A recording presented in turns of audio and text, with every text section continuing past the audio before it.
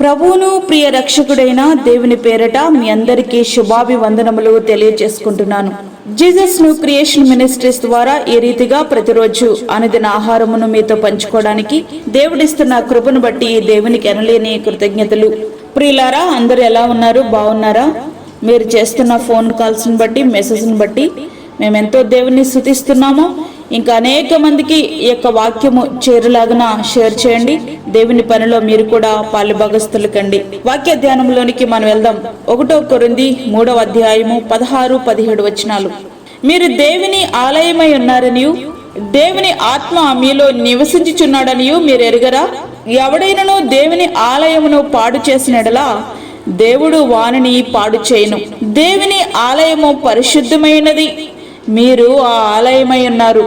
పక్షిరాజు యొక్క పవిత్రత గురించి మనం ఆలోచించినట్లయితే ఆడపక్షి మగపక్షిని తొందరగా చేరదీయదట. అనేక పరీక్షలకు గురి చేసి చాలా కాలం వేచి చూచి మగపక్షి యొక్క వ్యక్తిత్వాన్ని పూర్తిగా అర్థం చేసుకున్న తర్వాతనే తన భర్తగా స్వీకరిస్తుందట. ఆ తర్వాత 2 పక్షులు కలిసి జీవిస్తాయి. పిల్లలను చేసే విషయంలో కూడా 2 సమానంగానే వాటి బాధ్యతలు పంచుకుంటాయట. రాత్రి సమయంలో ఆడపక్షి గుడ్లను పొదిగితే పగటి సమయంలో మగపక్షి గుడ్లను పొదుగుతుందట. ఈ రెండిట్లో ఏ పక్షి ముందు చనిపోయినా గాని మిగిలిన పక్షి పావురము వలనే తన జీవిత కాలంలో వేరొక పక్షితో జతకట్టదట. సృష్టిలో అత్యున్నతమైన సృష్టమైన మనిషికి పక్షులు పరిశుద్ధ పాఠాలు నేర్పిస్తున్నట్లు ఉన్నాయి కదూ.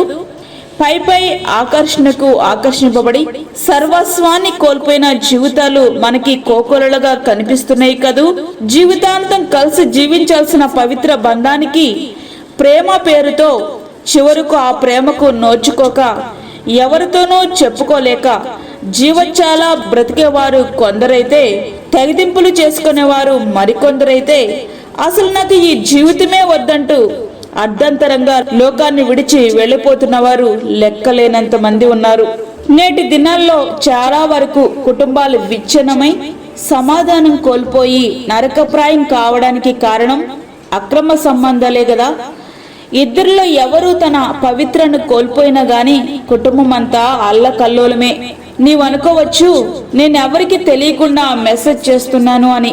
నీ పాపం బట్టబయలయ్యే రోజు దగ్గరలోనే ఉందనే విషయం మాత్రం మర్చిపోవద్దు.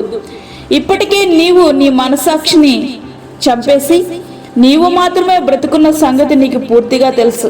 నీ శరీర కోరికలు నెరవేర్చుకోవడానికి నీ ఆత్మను నిత్య మరణానికి అప్పగించడం నీకు క్షేమమా?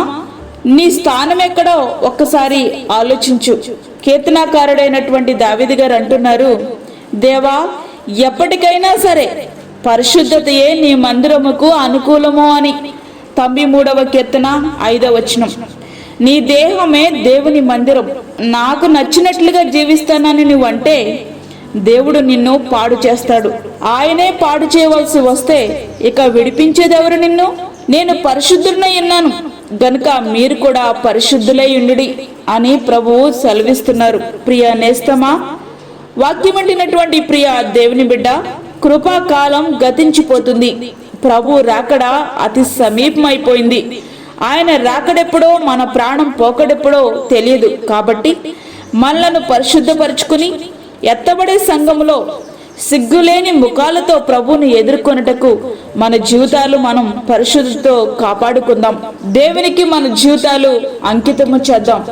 హృదయపూర్వకంగా దేవుని వెంబడిద్దాం. అట్టి కృపా ధన్యత ప్రభు మనకి అనుగ్రహించునుగాక. ఆమేన్. వాక్యమైన ప్రియ దేవుని బిడ్డలారా, ప్రార్థనలో ఏకీభవించండి. పరిశుద్ధుడైన తండ్రి, ప్రేమగల యేసు ప్రభువా, శ్రేష్టమైన మరి యొక్క దినము మా జీవితంలో మీరు అనుగ్రహించారు. నీకు వందనాలు. ఈ దినమంతటికి కావలసిన నీ కృపను, నీ క్షేమాన్ని, నీ భద్రతను మాకు దయచేయండి. ప్రతి విధమైన శోధన, కీడు, ప్రమాదము, తెగులు నుండి మీరు మమ్మల్ని తప్పించండి ప్రభువా. నీ పరిశుద్ధత కలిగి, నీ లక్షణములు కలిగి మేము జీవించుటకు మాకు సహాయం ఇచ్చేయండి. చంటి బిడ్డలను, వృద్ధులను, గర్భిణీ స్త్రీలను మీరు జ్ఞాపకం చేసుకోనండి తండ్రి. వారికి కావలసిన నీ కృపను దయచేయండి. మా దేశ నాయకులను, రాష్ట్ర నాయకులను మీరు జ్ఞాపకం చేసుకోనండి. నీతి న్యాయములతో వారు పరిపాలించుటకు సహాయం ఇచ్చేయండి ప్రభువా. గర్భఫలము లేని బిడ్డలకు గర్భఫలము దయచేయండి. ఎవరు లేక ఒంటరిగా ఉండి అనేకమైనటువంటి ఆలోచనలతో నలిగిపోతున్న నీ బిడ్డలకు కావలసిన నీ కృపను దయచేయండి. దూరదేశంలో ఉండి ఈ ప్రార్థనలో ఏకీభవిస్తున్న ప్రతి ఒక్క బిడ్డను నీ కృపగల హస్తాలకు అప్పచెప్పుకుంటున్నాను ప్రభా. ఈ యొక్క వాక్యమును షేర్ చేస్తున్న ప్రతి ఒక్క బిడ్డలకు కావలసిన నీ దీవెన, నీ ఆశీర్వాదం, నీ కృపను అనుగ్రహించి బలపరచండి. మాకు కాదే యెహోవా, మాకు కాదు, సమస్త మహిమ ప్రభావాలు మీకు ఆరోపించుకుంటూ యేసు పరిశుద్ధ నామమున అడిగి వేడుకుంటున్నాము తండ్రి, ఆమేన్. ఈ యొక్క వర్తమానములు ప్రతి దినము పంపించబడతా ఉన్నాయి.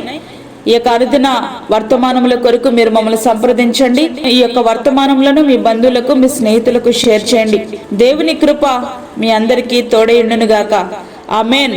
మీ యొక్క ప్రార్థన అవసరతలు మాకు తెలియచేయండి.